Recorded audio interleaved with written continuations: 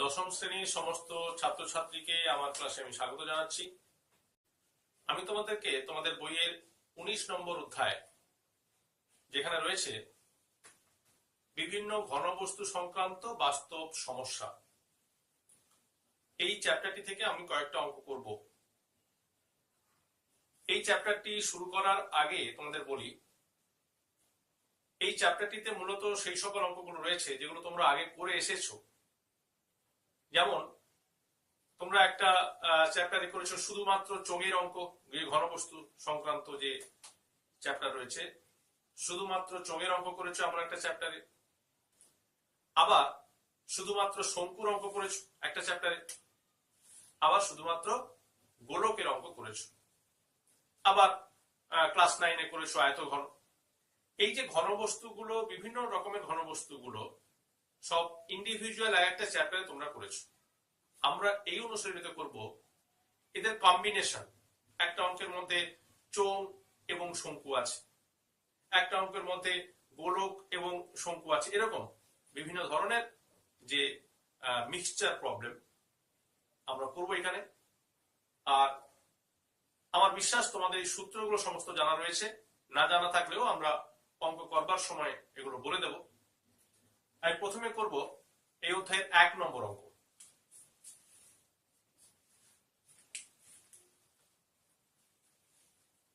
এখানে দেখো, প্রথম অঙ্কটা বলেছে আনোয়ারদের বাড়ির সামনে একটি নিরেট লোহার স্তম্ভ আছে, যার নিচের অংশ রোমবৃত্তাকার চোঙ আকৃতির এবং উপরের অংশ শঙ্কু আকৃতির। এদের ভূমিতলের ব্যাসের দৈর্ঘ্য 20 সেন্টিমিটার, চোঙাকৃতি অংশের উচ্চতা 2.8 মিটার এবং শঙ্কু আকৃতি অংশের উচ্চতা 42 সেন্টিমিটার। 1 ঘন সেন্টিমিটার লোহার ওজন 7.5 গ্রাম হলে লোহার স্তম্ভের ওজন কত? আমি একটু রাফলি আঁকার চেষ্টা করছি, যেটা যে স্তম্ভ রয়েছে সেটা দেখতে কেমন।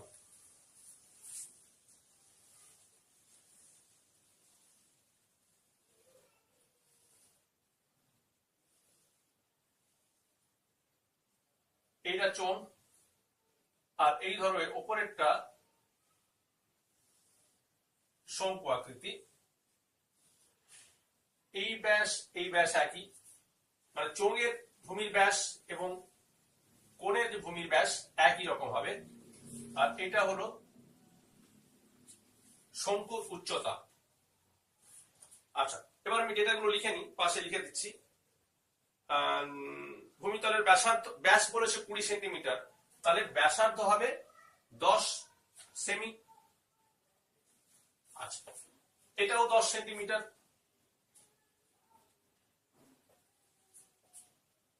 আর চোঙাকৃতি অংশের উচ্চতা 2.8 মিটার।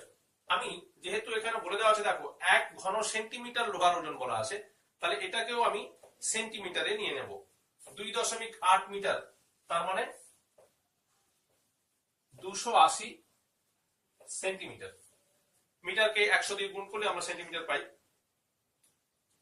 শঙ্কু আকৃতি অংশের উচ্চতা 42 সেন্টিমিটার, এটা হচ্ছে তোমার 42 সেমি।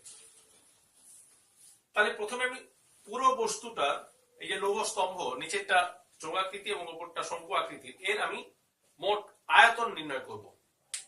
আচ্ছা, তাহলে দুটো অংশের আয়তন বার করব, দিয়ে যোগ করব।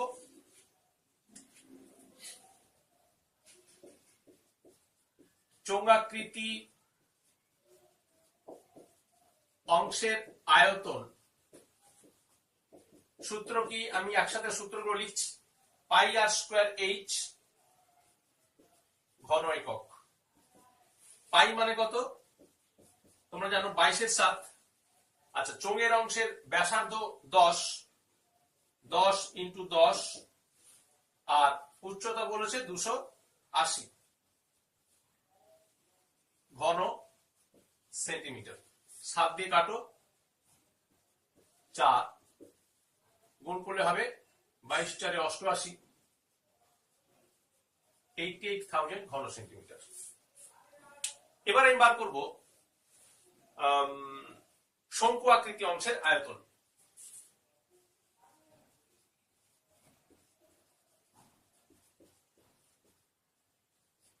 শঙ্কু আকৃতি অংশের আয়তন সমান শঙ্কুর আয়তনের সূত্র 1/3 পাই আর স্কয়ার এইচ, 1/3 পাই আর স্কয়ার এইচ ঘন একক, 1/3 বসিয়ে দাও। 1/3 ইন্টু 22/7 আর মানে একই, এটার আরো 10 ইন্টু 10 ইন্টু এইচ, এইচ মানে 42 ঘন সেন্টিমিটার। 7 দিয়ে কাটো, 7 6, 3 দিয়ে কাটো 2,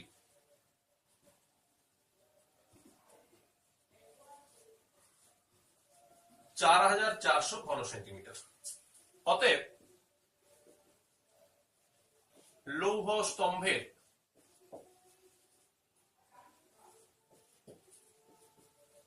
মোট আয়তন সমান 88,000, মানে এটা প্লাস এটা প্লাস 4400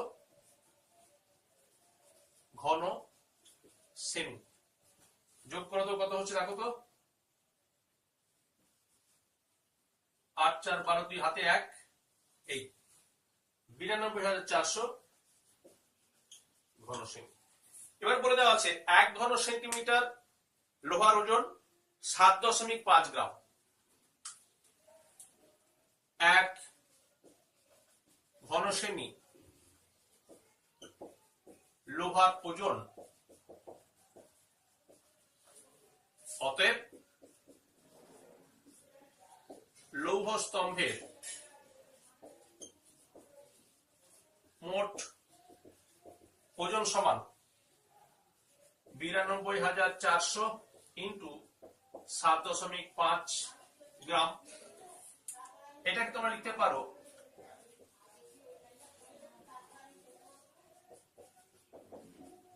কিলোগ্রাম কেজি। 1000 দিয়ে ভাগ করলাম। এবার কাটাকুটি করো তো, এই দশমিক তুলে দিলাম নিচে, 10 আসছে। আচ্ছা, এই 0 0 কাটলো, এই 0 0 কাটলো, 25 4 25 3, 4 দিয়ে কাটলে হবে 231। গুণ করো, 3 একে 3 9 6 কেজি। এই হলো আমার লৌহ স্তম্ভের মোট ওজন 693 কেজি। আচ্ছা, এরপর আমি করব 5 নম্বর অঙ্ক। এটা মুছে দিচ্ছি।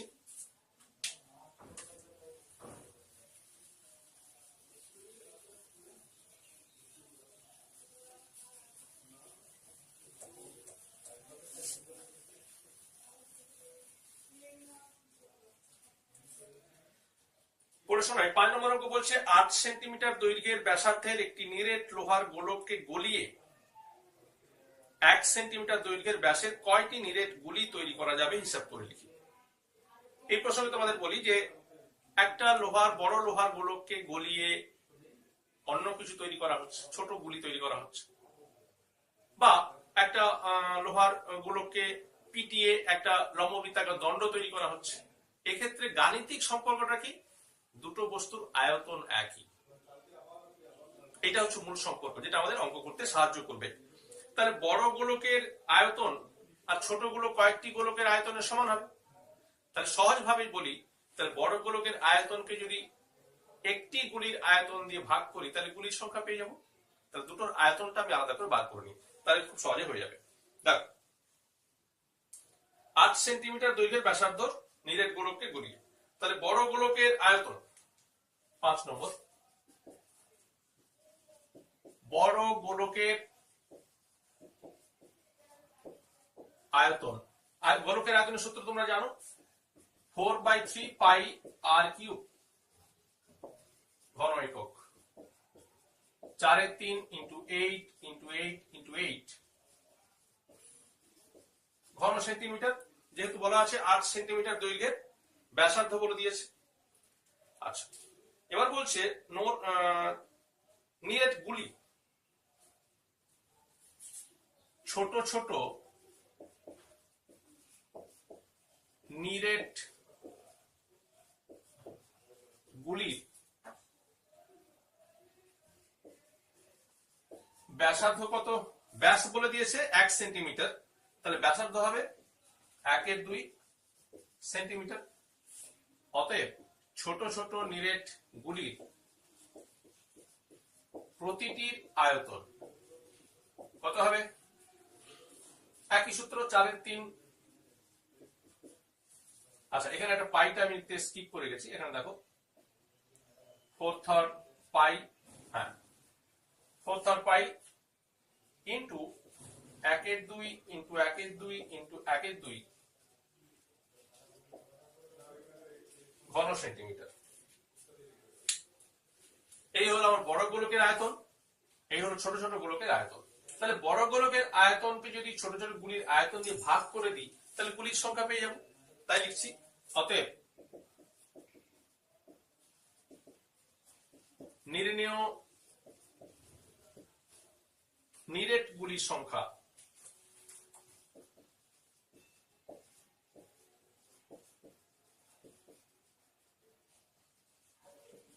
সমান 4/3 pi into 8 into 8 into 8 4/3 pi into 1/2 into 1/2 into 1/2।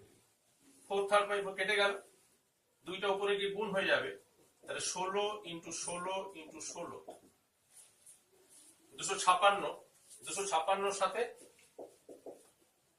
16 গুণ করো, 16 6 96, 6 হাতে 9, 80 8 32 8 40 4096। এই হলো আমার 5 অঙ্ক।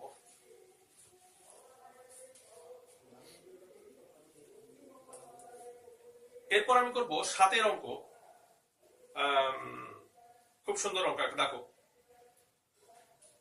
বলা হচ্ছে 4.2 ডেসিমিটার দৈর্ঘ্যের ধার বিশিষ্ট একটি নিরেট কাঠের ঘনক থেকে সবচেয়ে কম কাঠ নষ্ট করে যে লম্ব বৃত্তাকার শঙ্কু পাওয়া যাবে তার আয়তন নির্ণয় করি। আমি এটা মুছে দিচ্ছি।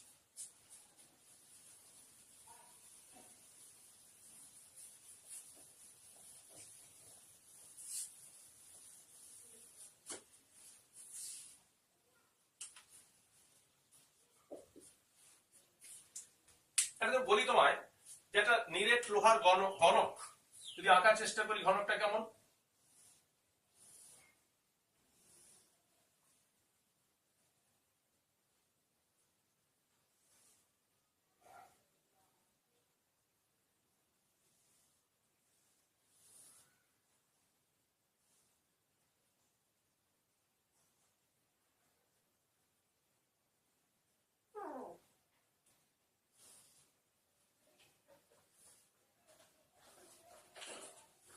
এই হচ্ছে ঘনক। এখন এই ঘনকে যেটা বলা হচ্ছে, নিচেরটা কিন্তু সবগুলোই কিন্তু সাইডগুলো একটা বর্গক্ষেত্র।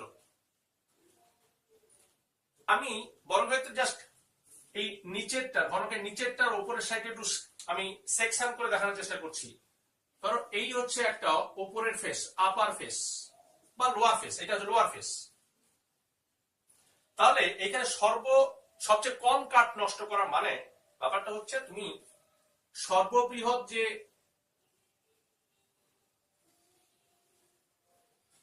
বৃত্তাকার অংশটি কাটতে পারছো সেটাই হচ্ছে ব্যাপার। তার মানে এই অংশগুলো তোমাকে কেটে বাদ দিয়ে দিতে হচ্ছে। তাহলে সবচেয়ে বড় যে মাপের করা যাবে তার বেসটা হবে কি? একটা বৃত্তাকার বেস হবে। শঙ্কু আকৃতি মানে তার বৃত্তাকার বেস হয়, এবং বৃত্তাকার যে ভূমি তার ব্যাস কত হবে, এইটাই হচ্ছে মূল অঙ্কের বিষয়। ব্যাসটা কত হবে? ব্যাসটা হচ্ছে এর বাহুর দৈর্ঘ্য, যা বাহুর দৈর্ঘ্য কত বলেছে? 4.2 ডেসিমিটার।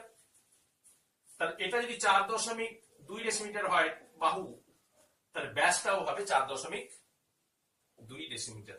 এটাই আমার অঙ্ক করতে সাহায্য। এবং শুধু তাই নয়, এই যে শঙ্কু আকৃতিটা পাবো উচ্চতাটাও কিন্তু হবে 4.2 ডেসিমিটার। এটা হচ্ছে অঙ্কের মূল তত্ত্ব। বাকি অঙ্কটা খুব সহজ। তা লিখবো ঘনকের প্রতিটি ধারের দৈর্ঘ্য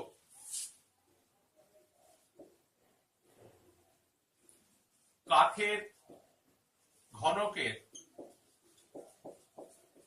প্রতিটি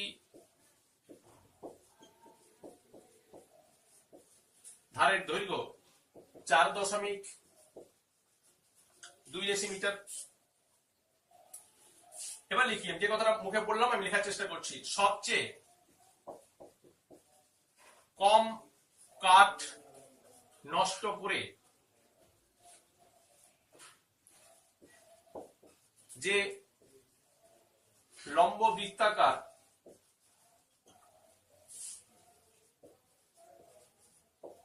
শঙ্কু তৈরি করা হবে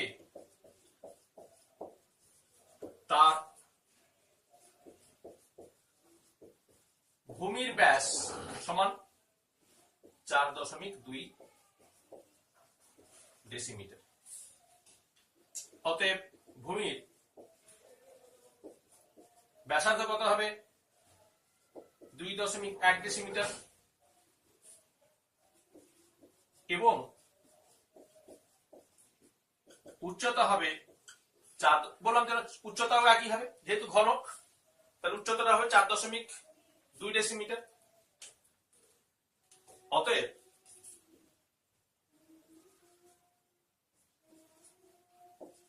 শঙ্কু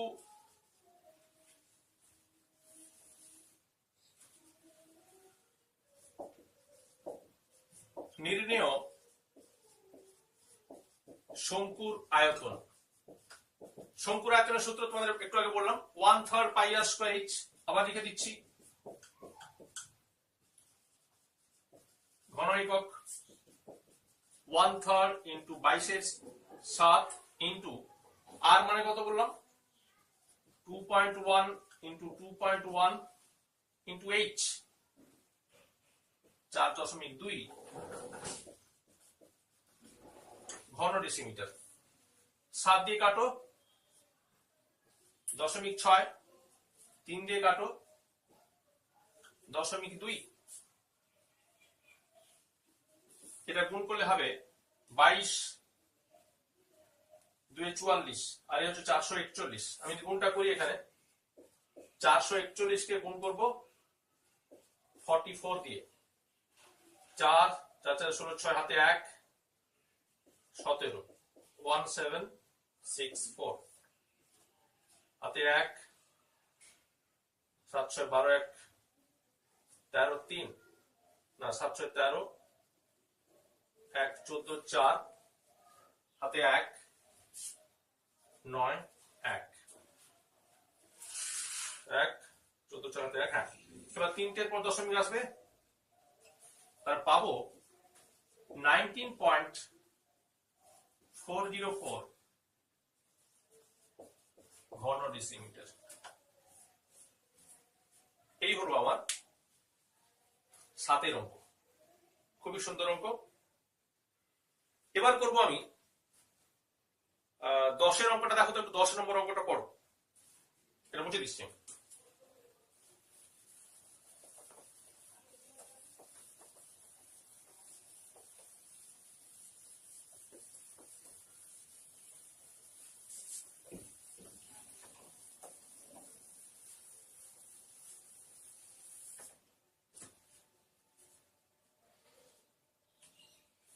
আচ্ছা, 10টা বলেছে 4.2 সেন্টিমিটার, 4.2 সেন্টিমিটার দৈর্ঘ্যের ব্যাসার্ধের একটি সোনার নিরেট গোলক পিটিয়ে 2.8 সেন্টিমিটার দৈর্ঘ্যের ব্যাসের একটি নিরেট লম্ববৃত্তাকার দণ্ড তৈরি করা হলো। দণ্ডটির দৈর্ঘ্য নির্ণয় করো। আমি একটু আগে বলেছিলাম যে গুলিয়ে হোক, পিটিয়ে হোক বা অন্য কোনো শেপ দিয়ে যদি যে নতুন একটা ঘনবস্তু তৈরি করা হবে, মূল সম্পর্ক তাদের ঘনফল সমান, সেটাই কাজে লাগাবো। তো প্রথমে গোলকের আয়তনটা নির্ণয় করা যাক। 4.2 সেন্টিমিটার,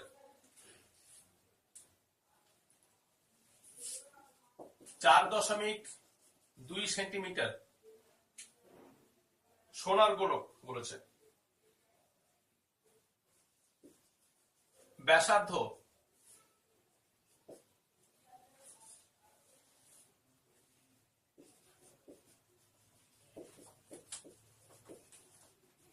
বিশিষ্ট সোনার গোলকের আয়তন সমান 4/3 পাই ইন্টু আর, আর মানে 4.2, হ্যাঁ 4.2 সেন্টিমিটার ব্যাসার্ধ বলেছে, হ্যাঁ 4.2 ইন্টু 4.2 ইন্টু 4.2 ঘন সেন্টিমিটার। আমি ক্যালকুলেশন করলাম না, থাকুক। আর বলছে 2.8 সেন্টিমিটার দৈর্ঘ্যের ব্যাসে একটি লম্ববৃত্তাকার দণ্ড তৈরি করা হলো। আচ্ছা, লম্ববৃত্তাকার দণ্ডের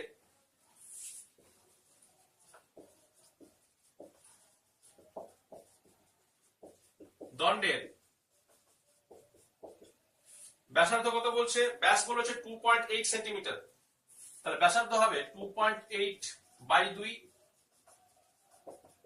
1.4 সেন্টিমিটার।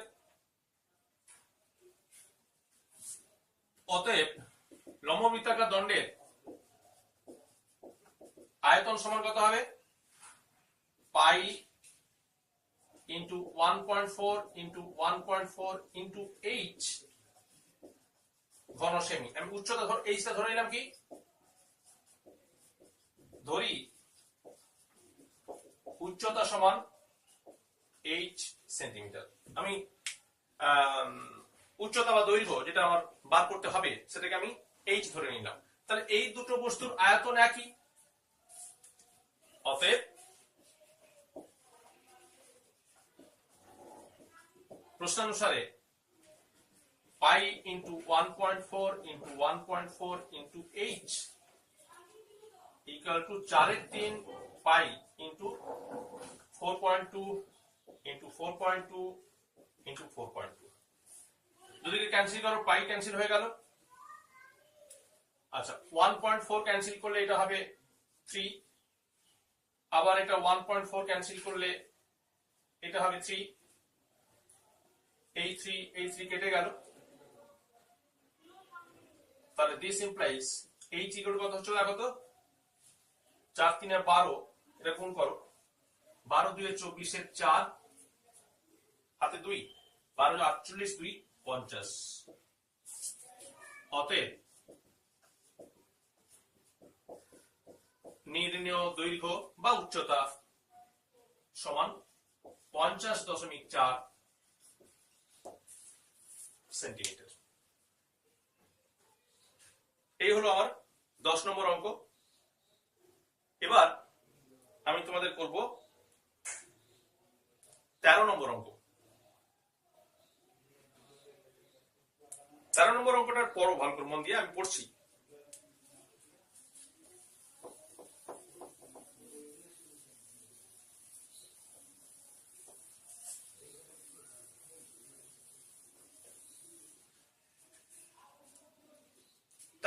বলা হয়েছে যে 21 ডেসিমিটার দীর্ঘ, 11 ডেসিমিটার প্রশস্ত এবং 6 ডেসিমিটার গভীর একটি চৌবাচ্চা অর্ধেক জলপূর্ণ আছে। অর্ধেক জলপূর্ণ আছে। এখন এই চৌবাচ্চায় যদি 21 সেন্টিমিটার দৈর্ঘ্যের ব্যাসের 100টি লোহার গোলক সম্পূর্ণ ডুবিয়ে দেওয়া হয়, তবে জলতল কত ডেসিমিটার উপরে উঠবে তা হিসাব করে লিখি।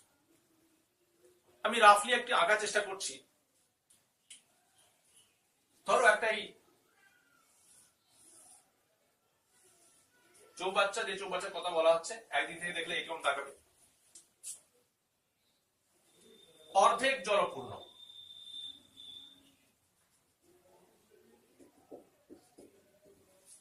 জলপূর্ণ আছে। এবার এর মধ্যে 100 খানা ছোট ছোট গোলক ডুবিয়ে দেওয়া হলো, লোহার গোলক সম্পূর্ণ ডুবিয়ে দেওয়া হলো।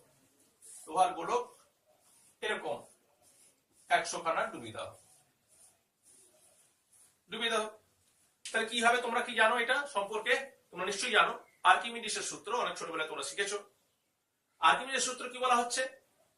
যে কোন তরলে যদি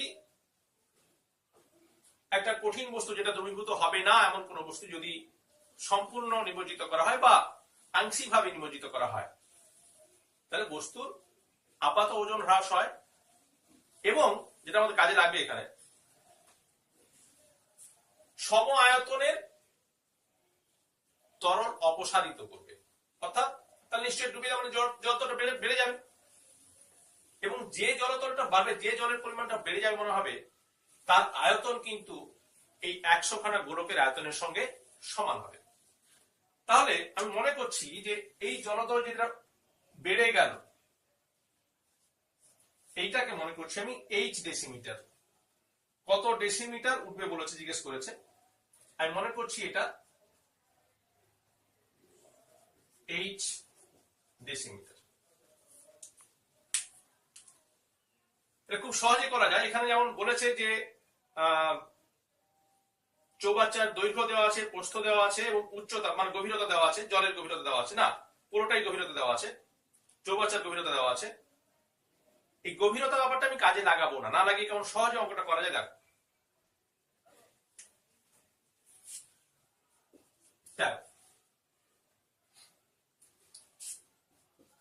100টি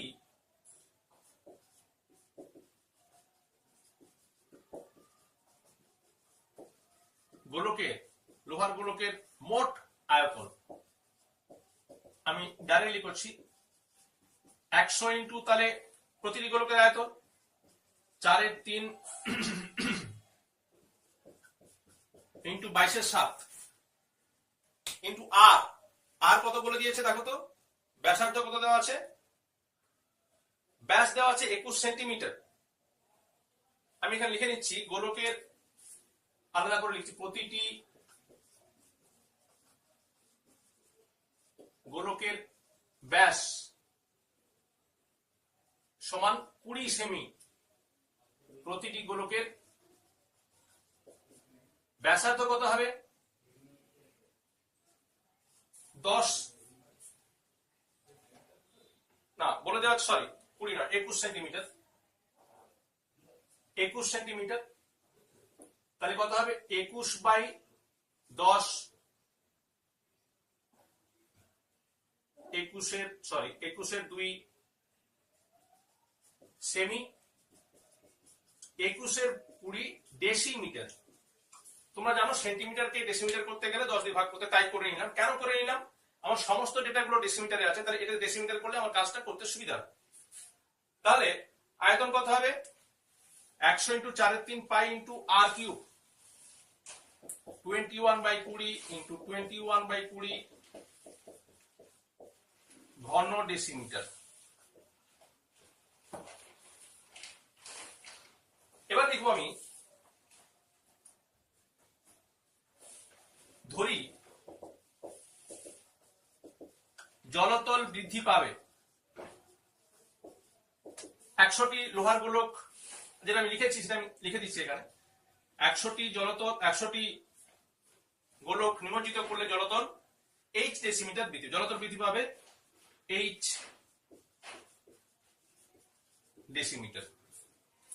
তাহলে এবার দেখো, যে জলস্তম্ভটা বৃদ্ধি পাচ্ছে তার দৈর্ঘ্য চৌবাচ্চার দৈর্ঘ্য আর প্রস্থের সঙ্গে সমান হবে এবং উচ্চতা, এটা ভালো করে বোঝো, এটা খুব ক্রুশিয়াল। যে জলস্তম্ভটা এখানে বৃদ্ধি পাচ্ছে তার দৈর্ঘ্য চৌবাচ্চার দৈর্ঘ্যের সঙ্গে সমান হবে এবং তার প্রস্থ চৌবাচ্চার প্রস্থের সঙ্গে সমান হবে এবং উচ্চতা কত আমি ধরে নিয়েছি এইচ।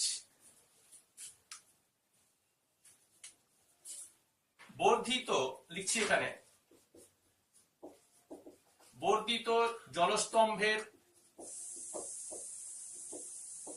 আয়তন সমান কত, 21 ইন্টু 11 ইন্টু এইচ ঘন ডেসিমিটার। এইটাই হচ্ছে খুব, আবার বলছি কথাটা, যে জলস্তম্ভটা বৃদ্ধি পাচ্ছে তার ভূমি জলতল এই চৌবাচ্চার জলতলের সঙ্গে সমান হবে। জলতলের আমাদের চৌবাচ্চার ভূমি যেমন শেপ হবে, এখানকার ভূমিটাও তেমন শেপ হবে, অর্থাৎ দৈর্ঘ্য প্রস্থটা একই থাকবে এবং উচ্চতা হবে এইটাই, সেটা আমি কাজে লাগালাম। অতএব প্রশ্নানুসারে 21 into 11 into H equal two লিখবো 100 ইন্টু 4/3 ইন্টু 22/7 ইন্টু 21/20 21/20 ইন্টু 21/20 কাটাকুটি করো তো দেখি। এই 21টা কেটে যাচ্ছে, এই 11 দিয়ে কাটো 2, 7 দিয়ে কাটলাম 3, 3 3 কেটে গেল, 20 5 এ 100, 5 4 এ 20, এই 4 4 কেটে যাচ্ছে, 2 কাটলাম 10, তাহলে হয়ে গেল সমান h সমান 2.1। অতএব জলতল 2.1 ডেসিমিটার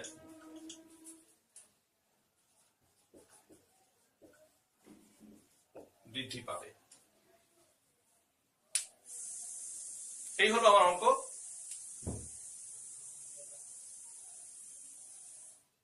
আমার বিশ্বাস তোমরা বাকি অঙ্কগুলো নিজেরা করতে পারবে। আর একটা ছোট অঙ্ক আমি হিন্ট দিয়ে ছেড়ে দিচ্ছি, 14 নম্বর অঙ্ক, একটা ভালো অঙ্ক দেখো, আমি জাস্ট হিন্ট দিচ্ছি।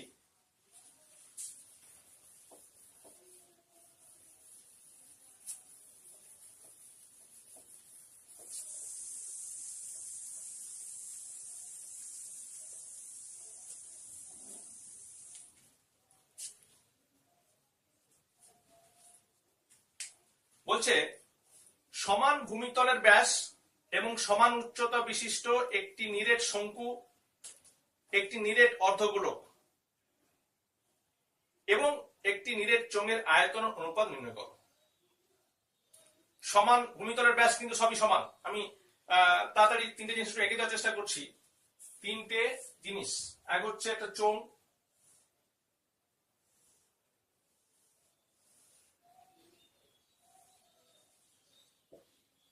চোঙ,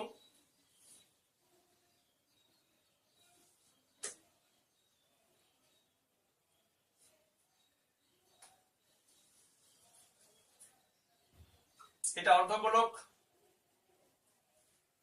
আরেকটা বলেছে কি বলেছে, আরেকটা শঙ্কু। শঙ্কুটা আমি পাশে আঁকছি।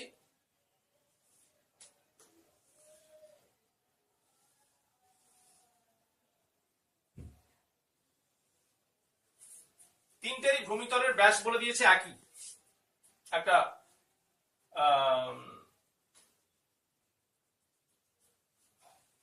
তিনটেরই কিন্তু ভূমিতলের ব্যাস একই, তার মানে প্রত্যেকটির ব্যাসার্ধ একই এবং উচ্চতা একই। মজার কথা হলো উচ্চতা একই। যদি আমি মনে করি যে এটা, আমি ডিটেইলে করছি না, বুঝিয়ে দিচ্ছি, এইটা যদি ব্যাসার্ধ আমি আর ধরি,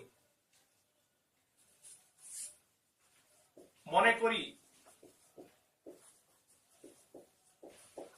প্রতিটির ব্যাসার্ধ সমান আর একক, তাহলে প্রতিটির ব্যাসার্ধ যদি আর একক হয়, একটা জিনিস ফলো করো, তাহলে এখানেও এটা কি, যদি এটা আর হয় তাহলে এটাও আর, উচ্চতাটাও আর হচ্ছে, কারণ অর্ধগোলকের উচ্চতা যা তার ব্যাসার্ধ তাই, এখানে ঠিক তাই। প্রত্যেকে যেহেতু একই বলে দিয়েছে, তার মানে এটাও আর, এটাও আর, এটাও আর, এটাও আর। প্রশ্ন অনুসারে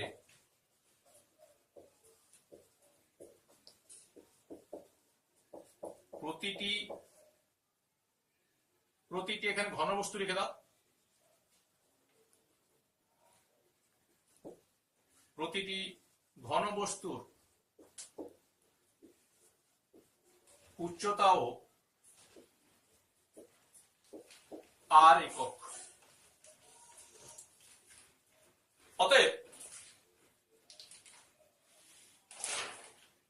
তাদের আয়তনের অনুপাত বার করতে বলেছে। শঙ্কু, অর্ধগোলক এবং নিরেট চোঙ একসঙ্গে করে দিচ্ছেন। শঙ্কু,